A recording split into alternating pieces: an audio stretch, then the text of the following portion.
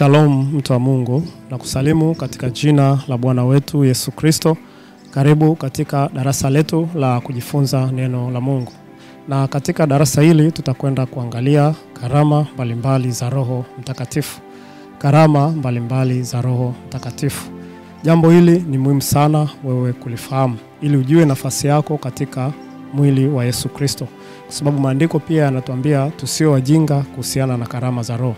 Kwa hiyo ikiwa wewe umeokoka ni vizuri sana ukafahamu karama za Mungu ni zipi, lakini pia ujue karama yako ni ipi au Mungu ameshakutumia katika ipi kati ya karama ambazo tunazisoma katika maandiko.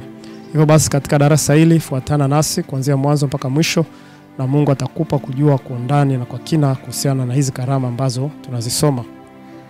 Na hivyo basi tutakwenda kuangalia katika maandiko maeneo ambayo karama hizi zinatajwa. Na kama wewe ni msomaji mzuri wa Biblia, utagundua zile karama kuu zimetajwa katika sehemu kuu tatu au katika maeneo makuu matatu. Eneo la kwanza ni katika kile kitabu cha Korinto wa kwanza sura 12 kuanzia mstari ule wa kwanza mpaka ule mstari wa 11 na ule wa 28. Lakini eneo la pili ni kile kitabu cha Warumi sura 12 mstari wa 6 mpaka 8. Na eneo la tatu ni kile kitabu cha Efeso sura 4 mstari wa 11 mpaka ule 13. Maeneo haya makuu yametaja karama za Roho Mtakatifu ambazo Mungu ameziachilia katika kanisa. Na hivyo basi tutakwenda kuangalia sasa kwa undani karama hizi zimegawanyikaje ili sasa uwe na ufahamu wa kutosha kuhusiana nazo. Na kabla kuangalia migawanyiko yake, ni vizuri tukajifunza kwanza karama ni nini. Karama ni nini? Karama ni uwezo wa kipekee wa kimungu utolewao na Roho Mtakatifu kwa waamini kwa lengo la kuhudumiana, kujengana na kuliendeleza kusudi la Mungu ndani ya kanisa. Kwa karama ni uwezo ambao Mungu anawapa waamini ili waweze kujengana, kuhudumiana na kuliendeleza lile kusudi lake ndani ya kanisa. Ni zawadi ambayo inatoka kwa Mungu. Sio kitu ambacho mwanadamu atajifunza, sio kitu ambacho mwanadamu atakisomea, bali ni kitu ambacho Mungu anakiachilia mwenyewe katikati ya watu, na watu wanakuwa na uwezo wa kimungu wa kuweza kufanya au kuona au kupambanua au kufanya vitu ambavyo haviwezekaniki kwa namna ya kibinadamu. Hizo zinaitwa karama. Na karama hizi zilikuwa ndani ya Yesu Kristo, na baada ya kwenda mbinguni akazishusha kwetu sisi. Ndio maana kwa nini sisi tunaitwa mwili wa Kristo? Maana yake ni kwamba sisi tunamwakilisha Kristo katika karama zake zote. Kwa hiyo Mungu akazigawanya hizi karama katikati ya watu, au vipawa alivyokuwa navyo Yesu akavigawanya katikati ya watu. Hizo ndizo zinazoitwa karama za Roho, na zinapatikana tu ndani ya kanisa la Kristo, hazipatikani nje ya kanisa la Kristo. Mtu yote anaweza akasema na karama. Karama haiwezekaniki nje ya imani ya Kristo. Kwa hiyo lazima uwe ndani ya mwili wa Kristo ndio karama hii iweze kufanya kazi ndani yako. Na sasa tutakwenda kuangalia migawanyiko ya hizi karama. Na karama hizi unazozisoma kwenye maandiko zimegawanyika katika makundi makuu matatu. Kundi la kwanza ni karama zinazojulikana kama karama za madhihirisho. Karama za madhihirisho ndio hizo ambazo tunazisoma kwenye kile kitabu cha Korinto wa kwanza sura 12 kuanzia mwanzo mpaka mstari ule wa 11 na ule 28. Hizi ni karama za madhihirisho.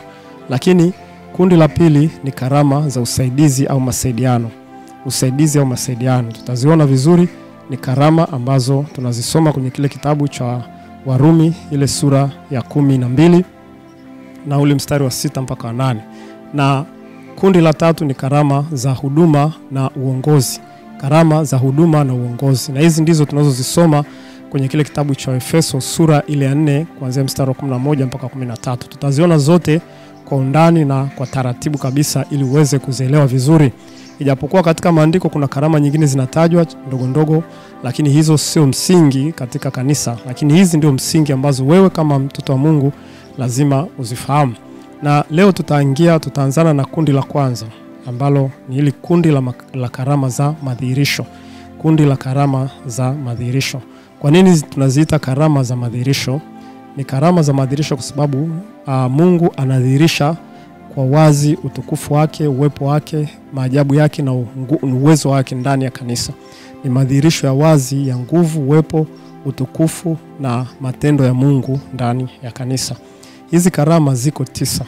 Tunazisoma kwenye kitabu cha Korinto wa kwanza sura ya 12. Na hivyo basi tutakwenda taratibu tuweze kuzisoma na tuweze kuzitambua karama hizi ambazo ziko 9, alafu tutaenda kuziangalia moja baada nyingine zinafanyaje kazi, na yamkini karama hii inafanya kazi ndani yako ujui. Leo basi utajua na utaweza kutendea kazi hicho ambacho Mungu kakiweka ndani yako. Tuende sasa katika kile kitabu cha Korinto wa kwanza sura 12 kuanzia ule mstari wa kwanza na kuendelea, tuweze kuzisoma karama hizi. Na kumbuka ni kundi la kwanza. Tupo kwenye kundi la kwanza la karama za madhihirisho. Ziko 9. Kuna kundi la karama za usaidizi au masaidiano, ziko na zenyewe tutaziona, na kuna kundi la karama za uongozi na huduma, nazo tutaziona. Tuko kwenye kundi la karama za madhihirisho ambazo zipo 9. Na hizi pia zimegawanyika katika mafungu matatu. Tutakwenda kuziona. Sasa twende moja kwa moja tusome maandisho maneno ya Mungu yanavyotufundisha kuhusiana na karama hizi. Wakorintho wa kwanza sura ya 12, Mtume Paulo kwa uvuvio wa Roho Mtakatifu anasema, basi ndugu zangu, kwa habari ya karama za Roho sitaki mkose kufahamu. Umeona, hataki watu wakose kujua juu ya karama za Roho Mtakatifu. Kwa hiyo ni vizuri wewe ufahamu, kwa sababu maandiko yanakutaka ufahamu. Anasema, mwajua ya kuwa mlipokuwa watu wa mataifa mlichukuliwa kufuata sanamu zisizonena. Ndio, anasema kama mlivyoongozwa. Kwa hiyo na waarifu ya kwamba hakuna mtu anenaye katika Roho wa Mungu kusema Yesu amelaaniwa, wala hawezi mtu kusema Yesu ni Bwana isipokuwa katika Roho Mtakatifu.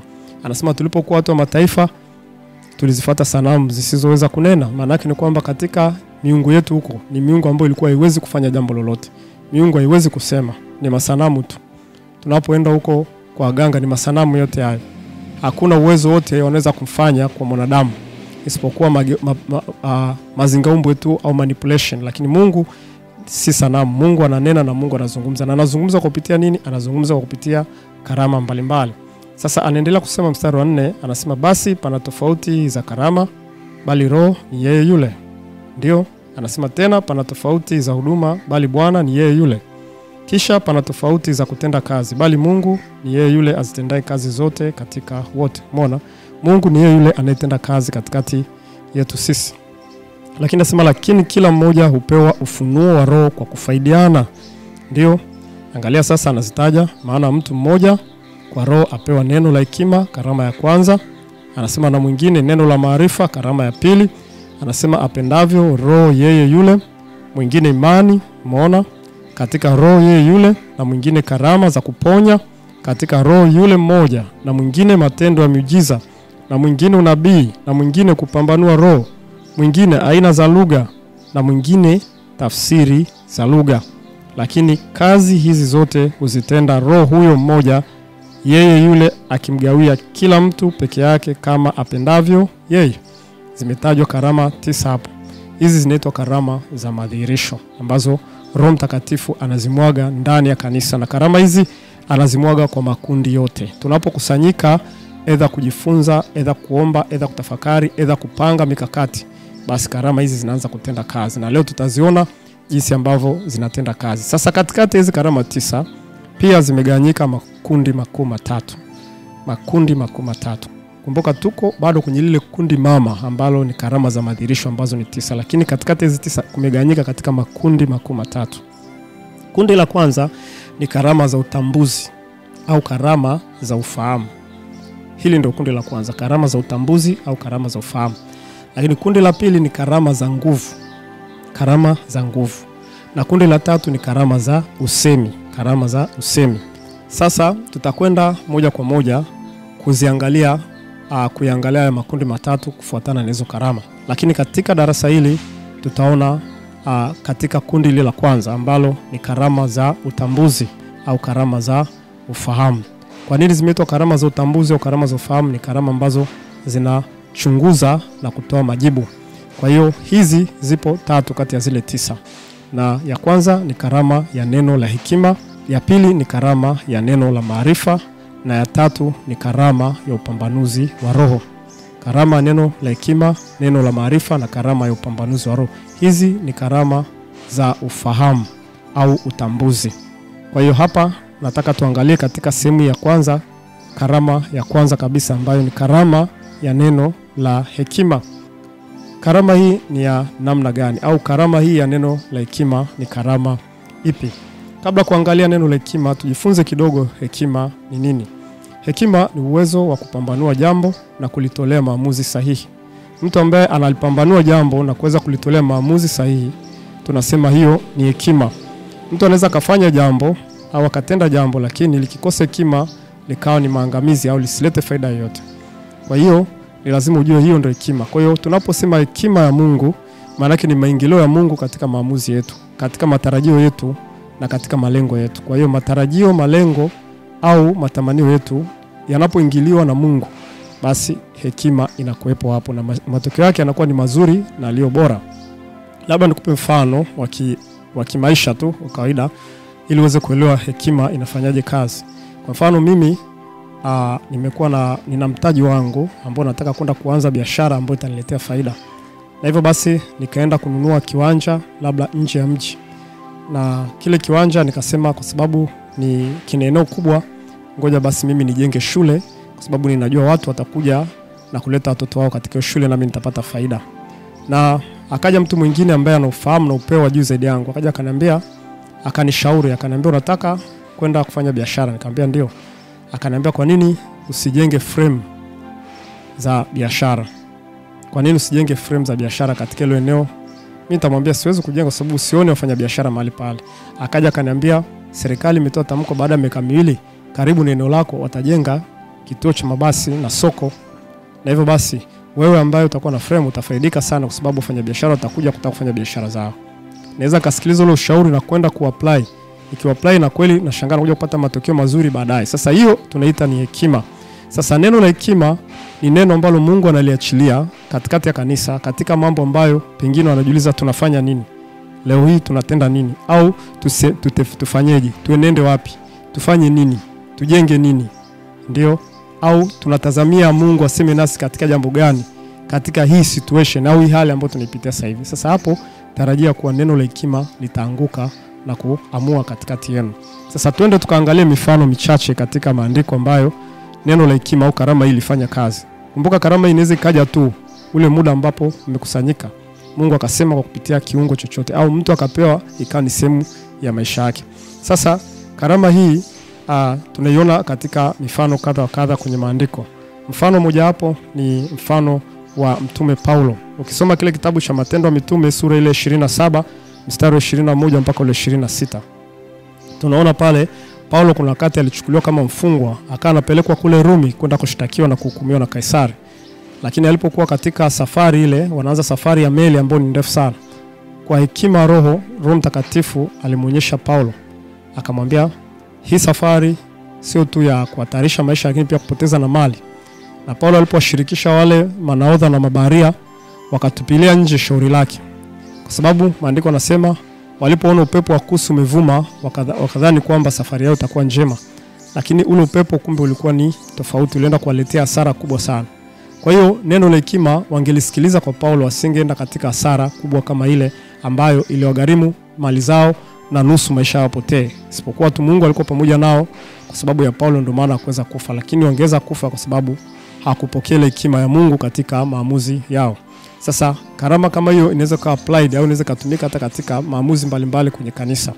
Kwa mfano tena karama kama hii tunaiona pia ilitokea kwa Yakobo. Yakobo ambaye alikuwa ni nguzo moja hapo katika kanisa. Ukisoma kile kitabu cha Matendo ya Mitume kwa muda wako sura 15 kuanzia ule mstari wa 19 na kuendelea, utaona kuna wakati ambapo kanisa liliingia katika migongano. Kanisa liliingia katika tafaruki. Kanisa la Wayahudi lakini pia kanisa la watu wa mataifa. Wayahudi wanashurutisha mataifa watahiriwe na washike Torati. Lakini baadhi ya mitume wanawaambia si lazima kufanya hivyo vitu ndani ya kanisa. Kwa hiyo kukatokea migawanyiko na kutokuelewana, sitofahamu. Mpaka baadaye wakamtuma Paulo na Barnaba warudi kwa wazee kuja kuuliza juu ya jambo hilo. Na waliporudi utaona liko baraza, wakawepo mitume pamoja na wazee. Lile jambo likazungumzwa sana, likajadiliwa sana kwa muda mrefu. Maandiko yanasema hoja nyingi zikatolewa pale. Lakini tunaona mwishoni Yakobo neno la hekima likashuka katikati yake. Akavuviwa na Roho Mtakatifu kuambia, akaambia tusiwataabishe watu wa mataifa, bali tuagize kukaa mbali na uasherati na nyama zilizosongolewa pamoja na damu. na tuwafundishe kutembea katika imani katika Yesu Kristo. Na kweli lile neno likakubaliwa na wote, likapendwa na wote, lilipopelekwa kwa watu wa mataifa na Wayahudi, basi watu wakafurahi na kanisa likajengwa na kukaweza migogoro yote ikaweza kutatulika. Sasa hii inatufundisha kwamba hata katika kanisa kuna migogoro mingi mbalimbali ya pengine watu kutokuwa sawa, pengine kanisa kutokuwa na mfumo unaopendeza. Neno la hekima linashuka hapo ikiwa watu watakuwa wako katika hali ya kupokea na kutarajia kitu kutoka kwa Roho Mtakatifu. Kwa hili ni jambo ambalo ni lazima ulifahamu. Utaona jambo kama hili pia lilimpata Suleiman. Suleiman ni mtu ambaye alimuomba Mungu hekima. Soma kile kitabu cha Wafalme wa kwanza sura ile ya 3 mstari wa 16 mpaka ule na kuendelea mpaka ule wa 28. Utaona kuna wakati ambapo wanawake wawili makahaba wawili walizaa, mmoja mtoto wake akafa. Hiyo habari unaikumbuka. Na baada mtoto mmoja kufa, yule ambaye mtoto wake amekufa kaenda kaiba mtoto mwenzake. Baadaye wakapeleka kesi kwa mfalme. Mfalme unaona alitumia hekima ambayo ilishuka pale pale. Akasema niletee upanga nimgawanye mtoto vipande viwili. Alipoletea upanga, anataka kumgawia yule mwenye mtoto, akasema pana, usimue, mpe huyo, kwa sababu alimhurumia yule mtoto. Akasema huyu ndio mwenye mtoto. Watu walipoona ile hekima wakaogopa sana. Umeona hii hekima inakuja ili kutatua pia migogoro katika kanisa. Kuna migogoro mingi ambayo inatokea, watu wanakosa neno la hekima la kuweza kutatua. Kwa hiyo hili sio jambo la kusema unaenda kusomea au unatafakari. Ni jambo ambalo Mungu analishusha ndani yako au ndani ya mtu kuweza kupambanua kwa wakati huo. Hata mwenyewe anashangaa hekima imetoka wapi. Umeona? Ipo mifano mingi sana katika Biblia ambayo ukisoma utajua kwamba neno la hekima linapatikanaje katikati ya kanisa. Kwa mfano pia unamkumbuka Yusufu. Ukisoma kile kitabu cha Mwanzo sura 41. Yusufu alikuwa ni mtu gani? Yusufu ni mtu ambaye Mungu alimpa pia hekima. Na utaona alimpa Farao tafsiri ya ndoto, lakini akampa na mipango ya mbeleni. Akamwambia kuna miaka 7 njaa inakuja na miaka 7 ya shibe ipo. Katika miaka ya shibe kusanya, miaka njaa inapokuja uweze. Umeona, alitumia hekima kuweza kupambanua au kutatua mambo ambayo yanakuja mbeleni. Na hivyo hata leo hii katikati ya kanisa kuna mambo mengi sana ambayo ni lazima sisi pia tuweze kuyafahamu, ambayo kwa kupitia Roho Mtakatifu tutaweza kuyashinda na kuyatatua. Yamkini hata tunapoingia katika maombi hatujui kuomba vizuri. Roho Mtakatifu anapenda kuachia neno la hekima katikati ya maombi yenu. Anaambia ombeeni kitu fulani. Mlikuwa mnaomba hivi lakini ombeeni kitu fulani. Mlikuwa mnafikirini kwa namna hii, fanyeni namna hii, tendeni hivi, fanyeni hivi. Hilo linaitwa neno la hekima ambalo Mungu analiachia katikati yenu. Kwa tu mtulivu na makini utapokea hili neno. Yesu alikuwa na wanafunzi wake pale baharini, wakazunguka kutafuta samaki wakakosa. Lakini Yesu akatokea akamwambia tupeni jarife mkono wa kuume nanyi mtapata samaki. Walipotupa mkono wa kuume wakaweza kupata samaki wengi, wakabadilisha strategy wakapata samaki wengi. Kwa hiyo Roho Mungu anataka kututengeneza katika namna mbalimbali ili sisi tuweze kutatua mambo ambayo yanatuzunguka, tufanye mambo katika ufasaha na usahihi. Hilo linaitwa neno la hekima. Hususan linajibu maswali, tunafanya nini, tunaelekea wapi, tunatenda nini. Katika maswali kama hayo huwa karama hii inafanya kazi sana ndani ya kanisa. Ina correct, inatufanya tukae katika njia sahihi, tusitoke au tuweze kutembea katika hali ambayo tutakuwa na majuto mbele yetu au kutatua migogoro ambayo pengine tumeshindwa kuitatua kwa namna ya kibinadamu. Kwa hiyo hii ni karama ya neno la hekima. Na tunaenda kuangalia katika darasa linalofuata karama ya neno la maarifa. Karama ya neno la maarifa na karama ya upambanuzi wa roho. Ili tu tumekamilisha kundi au fungu la kwanza la karama za ufahamu au utambuzi, ili tuende tukaangalie karama za nguvu na karama za usemi, ili tumalize ile kundi la kwanza la karama za madhihirisho. Tuende katika kundi la pili la karama za usaidizi na karama za masaidiano, na kundi la tatu la karama za uongozi na karama za huduma. Mungu akubariki sana. Tunaendelea na darasa hili. Ikiwa bado hujaelewa, tuna namba za simu, utawasiliana nasi, tutaweza kueleza vizuri taratibu ili uweze kuelewa kwa ndani kabisa. Bwana akubariki sana, tukutane katika darasa lijalo. Shalom.